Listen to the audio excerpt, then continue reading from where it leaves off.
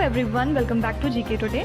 मेरा नाम है नुज़हत सना और इस वीडियो में हम कवर करेंगे current affairs. But before that, if you are looking for the English version of this particular video, you can refer to our new channel GK today 2.0।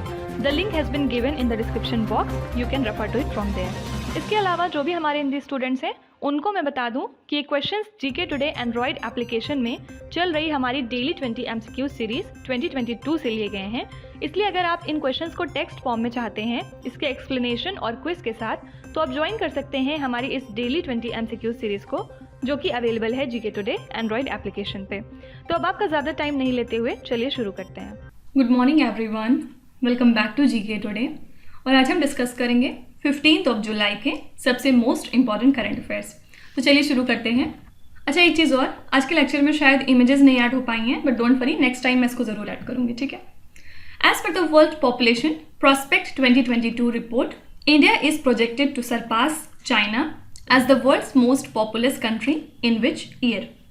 तो हाल ही में यूनाइटेड नेशंस ने रिलीज़ की है 27th edition of this particular report. और कब release की इन्होंने? On the occasion of the world population day, जो हर साल हम ऑब्जर्व करते हैं 11 जुलाई को, ठीक है।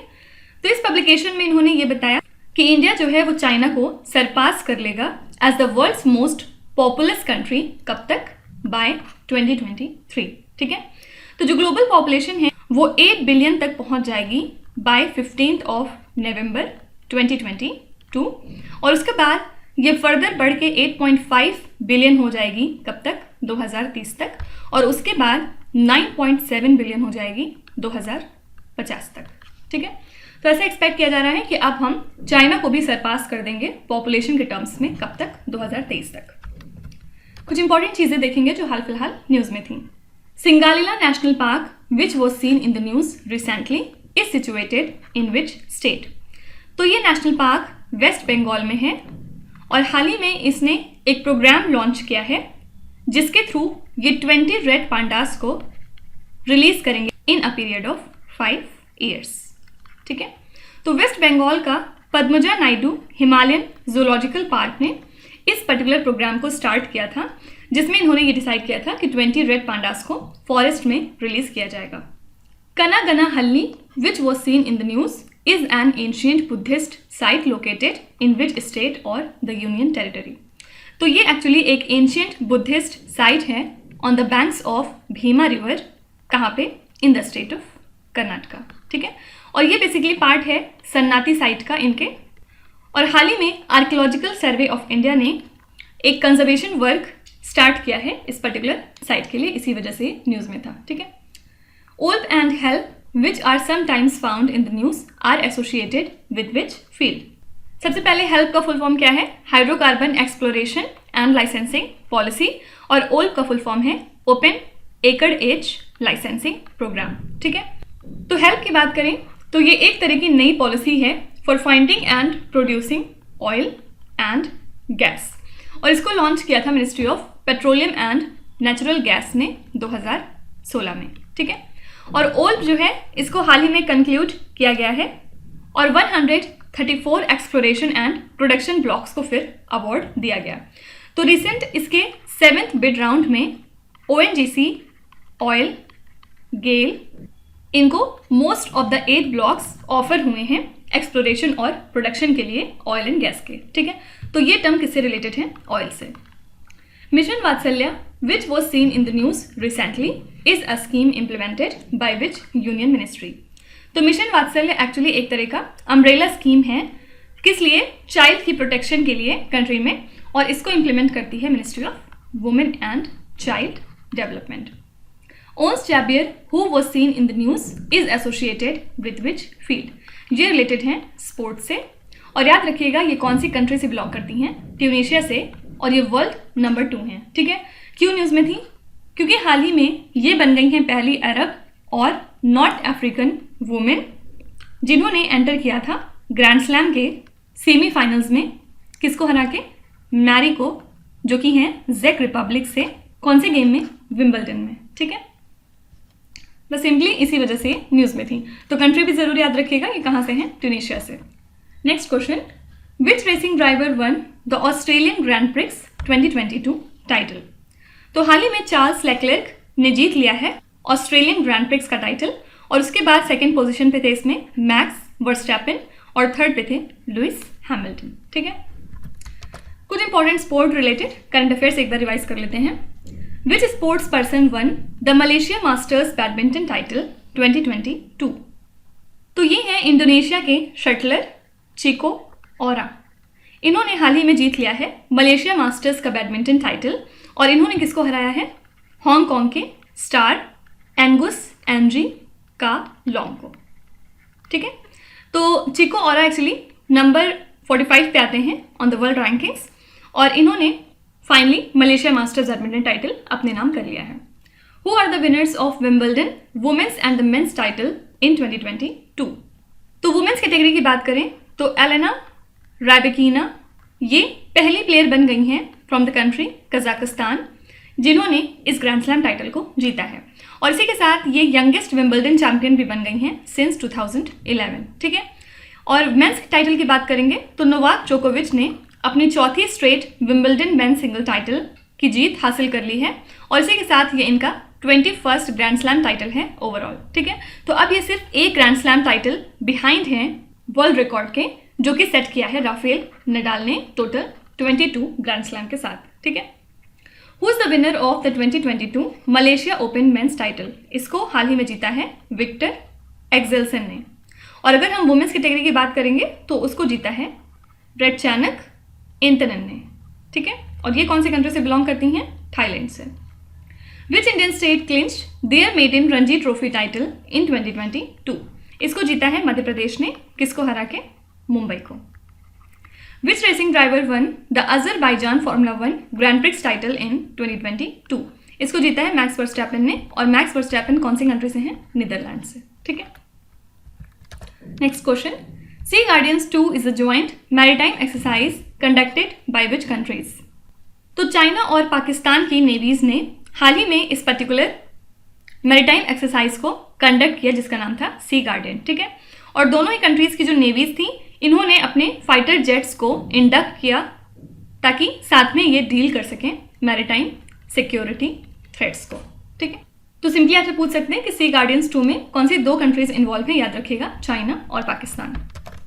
कुछ इंपॉर्टेंट एक्सरसाइज एक बार रिवाइज करते हैं।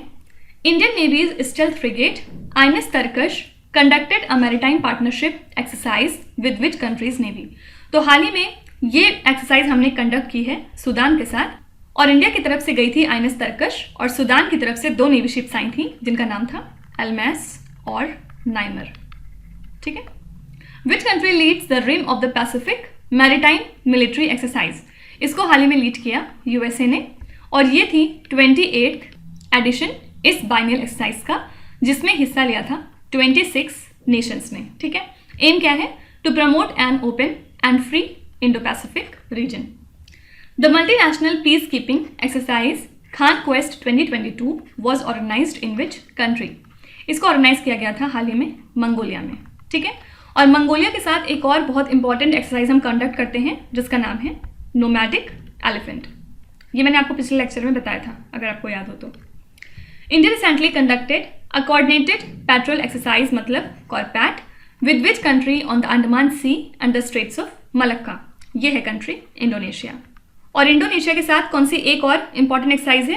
हमारी गरुड़ शक्ति। ठीक है, मैंने आपको बताया था कि सिर्फ शक्ति अगर रहेगा तो वो हम करते हैं फ्रांस के साथ, गरुड़ शक्ति है अगर तो ये हो जाएगा इंडोनेशिया के साथ, और अगर मित्र शक्ति है तो ये हम करते हैं श्रीलंका के साथ। ठीक है, तो तीनों डिफरेंट चीज़ें हैं। Exercise Sampriti 10 is a joint military training exercise between India and which other country? तो संप्रीति एक्सरसाइज है इंडिया और बांग्लादेश के बीच की। ठीक है, तो यहाँ पे आंसर हो जाएगा बांग्लादेश।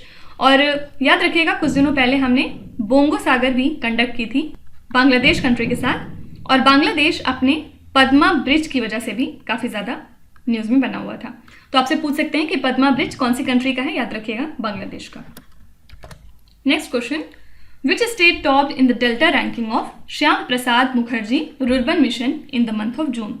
तो श्याम प्रसाद मुखर्जी रुर्बन मिशन के डेल्टा रैंकिंग्स में झारखंड ने टॉप किया है, और इसका कंपोजिट स्कोर था 76.19 जून मंथ के लिए।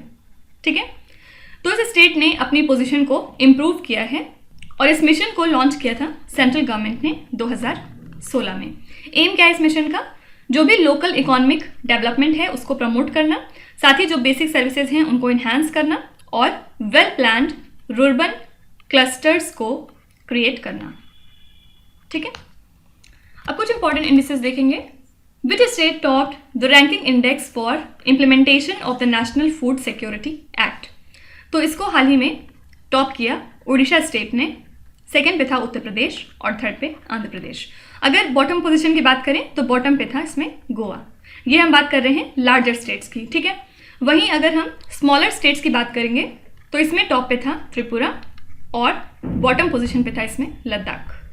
ठीक है, विच is the top rank city in the QS best student cities ranking 2023?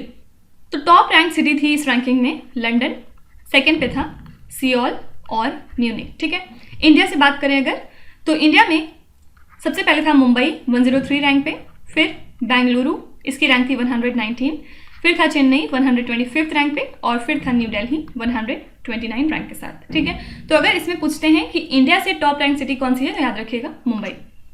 Which state topped the business reforms action plan 2020 rank in the ease of doing business?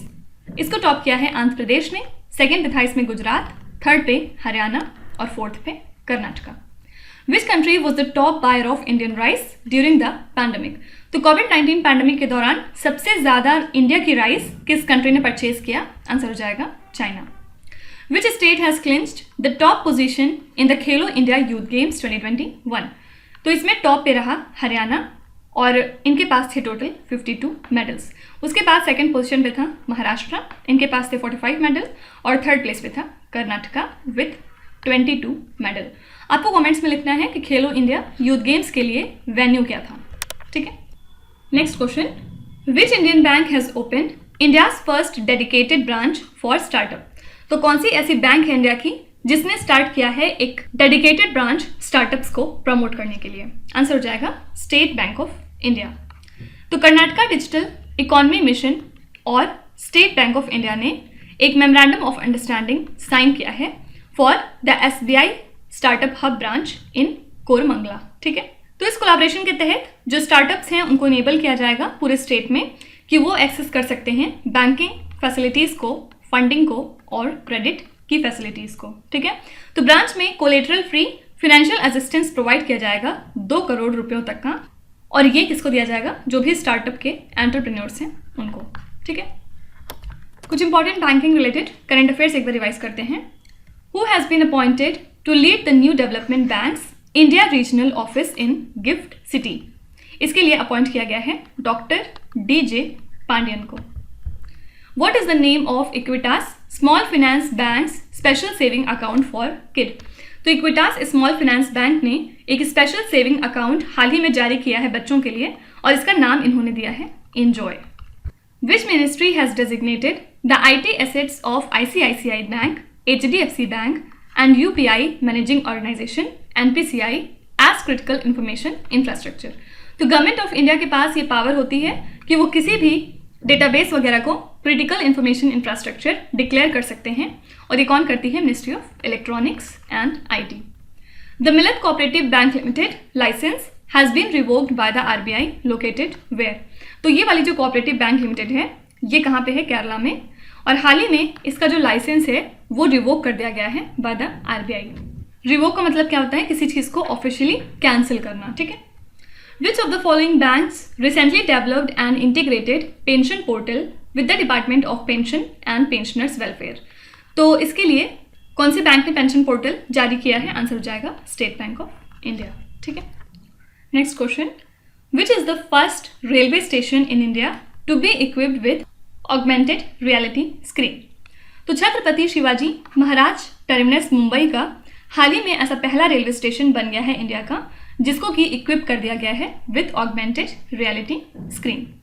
ठीक है, तो ये जो टेक्नोलॉजी है ये पैसेंजर्स को अलाउ करेगी स्टेशन पे कि वो real time digitised time table enable कर सकते हैं with a dedicated scrolling screen, और रेलवे इंफॉर्मेशन इसमें दी होगी ताकि लोगों को एंगेज किया जा सके। ठीक है, तो इसी के साथ जो सेंट्रल रेलवे है इसने एक पॉड होटल भी लॉन्च किया है at the Chhatrapati Shivaji Maharaj terminus. ठीक है, क्वेश्चन स्लाइड पे आएंगे. Which payments institution has partnered with Muthoot finance to offer the gold loans through its application? ये है Airtel payments bank. International child sexual exploitation database is associated with which institution? तो हाल ही में इंडिया ने join कर लिया है इंटरपोल का international child sexual exploitation database. ठीक है, तो ये जो एसोसिएशन है ये अलाउ करेगा कि लिंक्स ड्रॉ हो सकें बिटवीन विक्टिम्स, एब्यूजर्स और जो क्राइम सीन है यूजिंग ऑडियो विजुअल डेटा. ठीक है, तो CBI जो कि इंडिया की नोडल एजेंसी है फॉर इंटरपोल मैटर्स, इसने इस डेटाबेस को ज्वाइन कर लिया है और इसी के साथ इंडिया 68 कंट्री बन चुकी है जिसने इसके साथ कोलैबोरेट किया है. ठीक है, तो आपको कमेंट्स में लिखना है इंटरपोल का फुल फॉर्म क्या होता है. Nokia has partnered with which institution to set up its center of excellence in networked robotics? तो हाल ही में नोकिया ने पार्टनरशिप की है with Indian institute of science Bengaluru और उसके बाद इस MOU के तहत ये सेटअप करेंगे Nokia centre of excellence in networked robotics को IISc बेंगलुरु में. ठीक है, तो ये जो सेंटर ऑफ एक्सीलेंस है ये बेसिकली प्रमोट करेगा रिसर्च को in the field of robotics and advanced communication technologies. कौन से क्षेत्र में? 5G और आर्टिफिशियल इंटेलिजेंस में. ठीक है, which institution provides payment aggregator licenses to the payment provider? Answer हो जाएगा यहाँ पे reserve bank of India. Which institution conducts OBQs और इसका फुल फॉर्म क्या है? Order books, inventories and capacity utilisation survey of manufacturing companies. तो ये सर्वे हाल ही में कंडक्ट किया था RBI ने. ठीक है, next question. Defence minister Rajnath Singh launched 75 defence products powered by artificial intelligence from which city? तो हमारे डिफेंस मिनिस्टर ने लॉन्च किए हैं 75 डिफेंस प्रोडक्ट्स को जो कि आर्टिफिशियल इंटेलिजेंस से पावर होते हैं. कहाँ पे? At the first ever artificial intelligence in defence symposium और एग्जीबिशन में. ये कहाँ पे हुआ था? नई दिल्ली में. ठीक है, तो ये जो प्रोडक्ट्स हैं कौन से फील्ड से हैं? Robotic system, cyber security, human behaviour analysis, intelligent monitoring system, supply chain management etcetera. ठीक है, तो एक क्वेश्चन में सिंपली आपसे ये पूछ सकते हैं कि जो artificial intelligence in defence exhibition और सिंपोजियम था ये कहाँ पे ऑर्गेनाइज किया गया था? इसके लिए वेन्यू क्या था? याद रखिएगा, नई दिल्ली. क्वेश्चन स्लाइड पे आएंगे. Which state inaugurated its first gas based tea processing centre? तो chief minister of Tripura doctor Manik Saha ने हाल ही में इनॉग्रेट किया है स्टेट का पहला gas based tea processing centre. कहाँ पे? At Durgabari tea estate in Tripura.